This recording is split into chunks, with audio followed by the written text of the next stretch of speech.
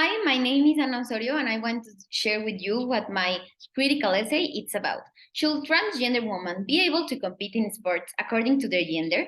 The main debate with the participation of transgender women if it's respecting their identity and having inclusion, it's enough to have them participate in competitive sports, even though the rest of the participants feel like it's unfair and like they should participate according to their biological sex. The specific case is about the swimmer Leah Thomas. She won the first place in a women's swimming competition in the United States. Now, from a technical point of view, according to lawyers, it's the body what's competing and therefore the biological sex. So it has nothing to do with identity. But on the other hand, to be classified as female and male incorrectly makes transgender athletes feel excluded and not recognized. And it will be discrimination not to allow them to participate in the gender category that they feel comfortable in. Now, especially in the United States, the transgender rights scenario is more complicated. Republicans seek to push through laws that would imply a setback for transgender people. On the other hand, representing Democrats, President Biden has taken steps to stop those state laws. Additionally, the rules that guide sports are regulated by the National College Athletic Association, and they establish that transgender women are able to compete according to their gender as long as they are maintaining the indicated level of testosterone.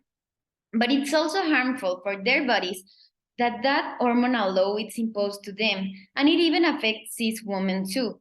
Because we're talking about sport at a level of official and international competitions, they are a series of principles governed by deontology, that it's a part of ethics that deals with the rules and duties in a professional activity.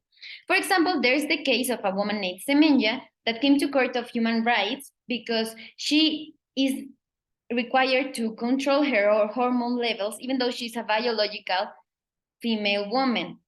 That's because some African American women tend to have more higher levels of testosterone. And even though it's important to consider inclusion, it is also a reality that the male biological sex is an athletic advantage when they are allowed to compete with the female gender, and that would make an unfair competition, especially during puberty when these advantages start to develop in males. So if a transgender female athlete has gone through puberty without hormonal therapy, that will give her biological male characteristics and chemistry. From the ethical perspective of consequentialism, we can see that there are many negative consequences, so having trans women competing wouldn't be right. The injustice that can be caused within the competitions can even displace cis women who deserve a place because of their effort and training. However, it's important to consider that what's most virtuous of all is the golden medium, and having inclusion, respect, and human dignity for everyone in our society.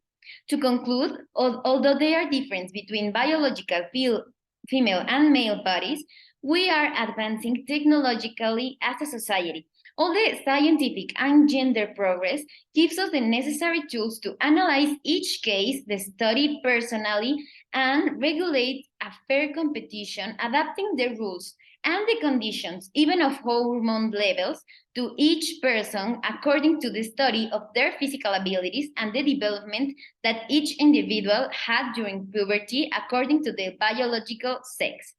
This will lead us to have a virtuous decision based on a balanced golden medium, and that will be an example and settle a reference that promotes inclusion for the transgender community.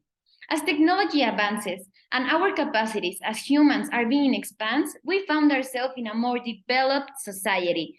And the ideal of an ideal human needs to advance as well, and both posthumanism and transhumanism provides us the tools to do